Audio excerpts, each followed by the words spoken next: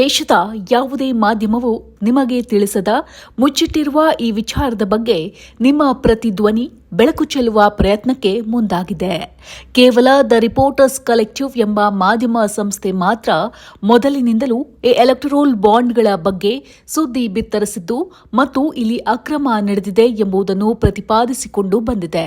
ಹಾಗಾಗಿ ಸಾಕ್ಷಿ ಸಮೇತ ಸಂದರ್ಶನದ ಸಹಿತ ಸತ್ಯ ಸಂಗತಿಯನ್ನ ನಿಮ್ಮ ಮುಂದೆ ನಾವು ಅನಾವರಣಗೊಳಿಸುತ್ತಿದ್ದೇವೆ. ಎಲೆಕ್ಟೋರಲ್ ಬಾಂಡ್ ವಿಚಾರದಲ್ಲಿ ಸುಪ್ರೀಂ ಕೋರ್ಟ್ ಎಸ್ಬಿಐ ಬ್ಯಾಂಕ್ಗೆ ಚಾಟಿ ಬೀಸಿ ಎಲ್ಲ ಮಾಹಿತಿಯನ್ನ ರಾಷ್ಟ್ರದ ಜನರ ಮುಂದಿಡುವಂತೆ ಮಾಡಿದೆ. ಈ ಮಾಹಿತಿಗಳು ಎಲೆಕ್ಷನ್ ಕಮಿಷನ್ ಆಫ್ ಇಂಡಿಯಾ ವೆಬ್ಸೈಟ್ನಲ್ಲಿ ಪ್ರಕಟಗೊಳ್ತಿದ್ದ ಹಾಗೆ ಬಿಜೆಪಿ ಸೇರಿದ ಹಾಗೆ ಎಲ್ಲ ರಾಜಕೀಯ ಪಕ್ಷಗಳ ಬಣ್ಣ ಬಯಲಾಗಿದೆ.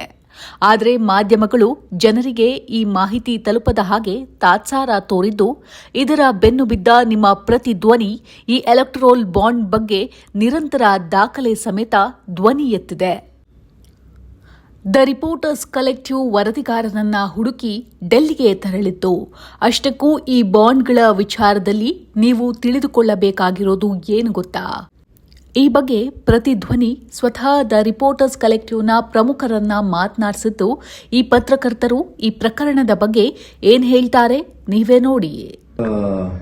So we just want to talk about that electoral bond thing which you issued recently. So there are a lot of viral things which is going live, right? So we wanted to know more about it in detail, how it is when you have started and why it took so long to understand the documentations and so on.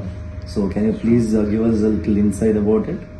Sure. So it first began in 2019 when retired Commodore Lokesh Batra got out a huge tranche of documents on how electoral bonds were created within the government. He handed it over to us at the Reporters Collective, and we broke several stories between 2019 and 2020 based on those and other documents. And the matter went to court. Our stories was presented as evidence in court, but then the court sat on it.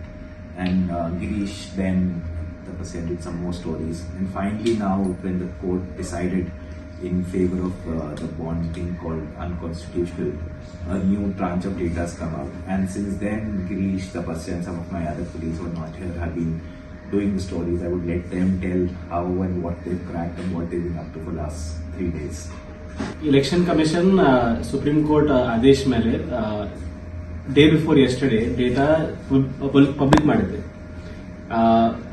ಈ ಡೇಟಾನಾಗ ಅವರು ಯಾರು purchase ಮಾಡ್ಯಾರ ಇವ್ರ ಹೆಸರು ಕೊಟ್ಟ, plus denomination and date, ಅಂದ್ರೆ ಯಾವ company, ಯಾವ ಇಂಡಿವಿಜುವಲ್, ಯಾವ ಟ್ರಸ್ಟ್, ಆನ್ ವಿಚ್ ಡೇಟ್ ಅವ್ರು ಯಾವ ಎಲೆಕ್ಟ್ರಲ್ ಬಾಂಡ್ ಪರ್ಚೇಸ್ ಮಾಡ್ಯಾರ ಈ ಡೇಟಾ ಅವ್ರು ಪಬ್ಲಿಕ್ ಮಾಡ್ಯಾರ. ಆದ್ರೆ ಯಾವ ಪೊಲಿಟಿಕಲ್ ಪಾರ್ಟಿ ಕೊಟ್ಟಾರ ಇದು ನಮ್ಗೆ ಗೊತ್ತಿಲ್ಲ. Okay, that data is not yet available. And the Supreme Court, although it has said that there should be a link, there is no such order so far, and there will be a hearing. So that's the case till now. So now at the Reporters Collective, now idu purchaser list yenide, what companies they have named, we are analyzing them. And ee companies director yaru, ಅವ್ರದ್ದು share holders ಯಾರು, promoters ಯಾರು, ಅವ್ರ cross linkages ಏನು, ಈ data ಮೇಲೆ ನಾವು ಕೆಲಸ ಮಾಡಕತ್ತೀವಿ. Can you list out a few companies? Yeah, sure. So Tapasya, you want to tell? Yes, so we have looked at some companies, top buyers of electoral bonds. The biggest buyer is Future Gaming and Hotel Services Private Limited, which is a lottery company basically. It bought over 1,000 crore in electoral bonds. There is the third largest buyer of electoral bonds, Quick Supply Chain Private Limited. It is connected with Reliance. So the company's directors are also directors in other Reliance firms, and the company is also connected with Parimal Nathwani, who is a Reliance Industries Limited man. So this company bought around 400 crores worth in electoral bonds.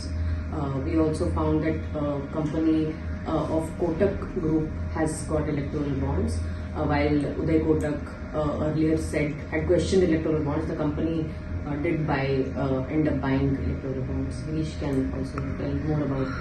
Which is the major company basically?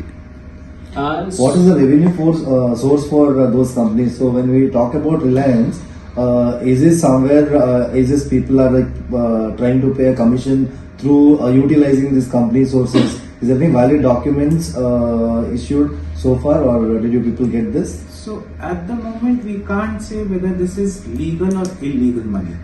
What we can say that in several cases my colleagues have found, there are companies whose profit is 1/100th of the money they've donated to political parties. Now that cannot be a legit excuse. This is not giving money to temples or mosques or gurdwaras or to poor children. This is money being given to political parties. Why would any company who makes a profit of only 1 crore want to donate 100 crores to political parties? So we found that, which raises doubts about the intent and the character of that money. So even the largest donor, which is the Future Gaming company, the lottery company, it donated over 6 times its profits. So its profits in I think 2022 were around, fiscal year 2022 were around 84 crore, and it had donated over 500 crore in electoral bonds. So among the top 20, there's another case where 3 companies are registered in the same address, and they all belong to the same group. And one of them has donated, like Nitin said, 100 times its profit.